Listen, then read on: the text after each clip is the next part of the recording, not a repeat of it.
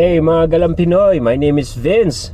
Tayo ngayon pupunta sa REI, sa outlet store, saan tayo bibili ng mga camping or car camping na lutuan. O nga pala, yung mga hike natin mukhang ika-cancel natin kasi at the roundabout, turn left on North 600 West. ika-cancel na natin yan kasi active na pala ang Mountain Lion. Yung Mountain Lion, ano siya, yung Mountain Lion talaga. Kaya medyo ika-cancel natin siya. Ang ating hike, pinakagusto kong puntahan ay yung Mill Creek. Kaso nandoon yung Mountain Lion. Kasi yung Mountain Lion pala guys, kapag pag winter, active sila, bumababa sila. Kasi yung mga deer or elk or yung mga ibang hayop, syempre bumababa sa sa valley. So si Mountain Lion sumusunod. Kaya ayun na, kaya hindi na muna tayo akit. Nocturnal yung Mountain Lion guys. So sabihin, active sila sa gabi. Pero may possibility pa rin daw na pag morning, sila lalo pag makulimlim. So naghahunt rin sila. Sometimes parang nag-OT sila, parang nagtatrabaho. OT, mga ganyan. So medyo kakancel muna natin yon. Kaya ngayon pupunta tayo sa REI para i-check natin yung mga nabibili natin. Yung mga pots, tapos pots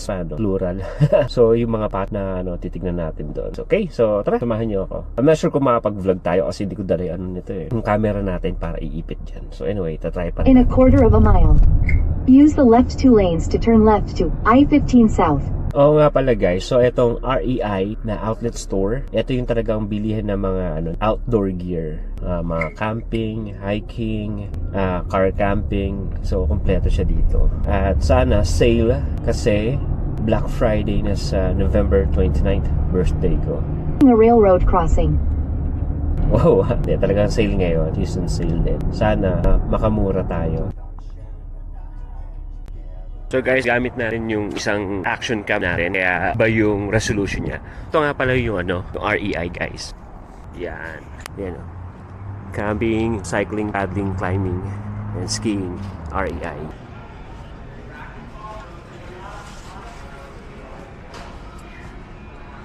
Dito. Ito ang pang-camping. Talagang kumpleto dito guys. Gusto kong lutuan May set sila niya. Nasa 150 something yata. 150. Isang ganito, 150. Oh, ito 84. Ito lang yan Hindi kasama yan. Tsaka ito nasa range ng $5 to $15 yung ganyan. Ito lang yan paa. Ayun na, nakita ko na. Ito ang hinahanap ko. Yes. Pag magluluto. Ito ba? Bibiling ko. So tipid tayo. Ito muna tayo. Kasi ito, $39 lang siya. Diba? Pwede na to. So pwede natin to. Ano pa ba? Siguro kasi pang emergency rin. Parang kailangan din natin ito Ito yung sinasabi ko sa inyo guys. Dabi ko bit-bit na lang. Yung mga pagkain. So ang dami dito. So may mga $4. So, siguro try natin yan. Bago tayo bibili tayo ng mga pailan-ilan. Ito, kailangan to pag napupupo ka. Yan, kailangan mo yan. Pag nasa wild ka. Pero I'm not sure kung kakailanganin pa natin. Kasi lahat kasi ng pupuntahan natin may mga toilet naman. So, most probably saka na siguro yan. Diba?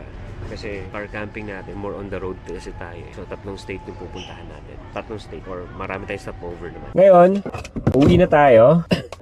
Grabe, no? Parang hindi naman car camping. Actually, car camping na rin siya. Kasi nga, diba? Pupunta tayo ng Washington State. Tapos lahat ng hihintuan natin na lugar, mag-camp tayo. Car camping, literal, magka-camp tayo sa sasakyan. Kasi dito sa US, meron silang mga regulation or mga batas or mga federal something. Hindi ko alam. Kada state. Na bawal ka matulog sa loob ng sasakyan mo or mag-park ka within the city or kung saan na doon ka matutulog. Bawal din ganun. Kumbaga loitering sa kanila yun. Or loitering yun dito. Kaya bawal. Unlike sa Pinas, ako kasi dati, nagtatrabaho pa ako. Magpapark ako sa SM, sa mall. Magpapark ako doon ako matutulog. Tapos papasok ako, tapos doon na lang ako maliligo sa office kasi may shower room naman kami. So yun, doon sa atin kasi kahit saan ka pwede magpark ng gabi, tapos matutulog ka. Dito hindi. Kasi dito, lahat ng establishment, meron dito private na towing company sila naka-kontrata. Kaya lagi yan umiikot dito. So hindi ka talaga pwede magstay. Unless 24 hours yung establishment. Like yung may mga 24 hours na grocery dito. Tapos meron din yung Anytime Fitness. Yun, pwede ka mag-park doon. Na pag member ka na Anytime Fitness, pag member ka doon, pwede ka doon mag-park. Matulog kasi hindi naman nila alam kung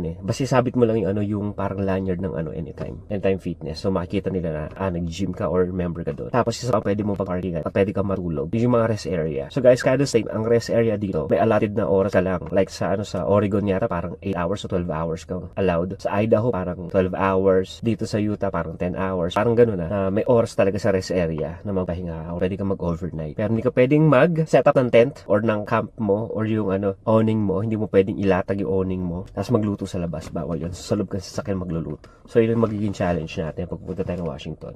Yung state park, kailangan pa natin ng mga parking permit at yung mga recreational area. Kailangan natin parking permit doon. So, kailangan pa natin mag-order. Pero parang gahol na ako sa oras kasi 1 to 2 weeks or iba naman within 30 days saka mo marireceive. So, meron naman mga temporary na i-email sa'yo, makukuha mo siya at magagamit. Kaya dito medyo challenging talaga siya. Pero sobrang magiging yung adventure natin, guys. Yung from Salt Lake City going to Olympia sa capital ng Washington, yun ang challenging yun. Kasi gusto ko yung kada hinto natin, mamasyal tayo. So, guys, ayun. So, babiyahin na tayo pabalik. Once again, guys, my name is Vince and salamat sa pag-visit sa ating channel, Galang Pinoy. So yun po yung pinamali natin.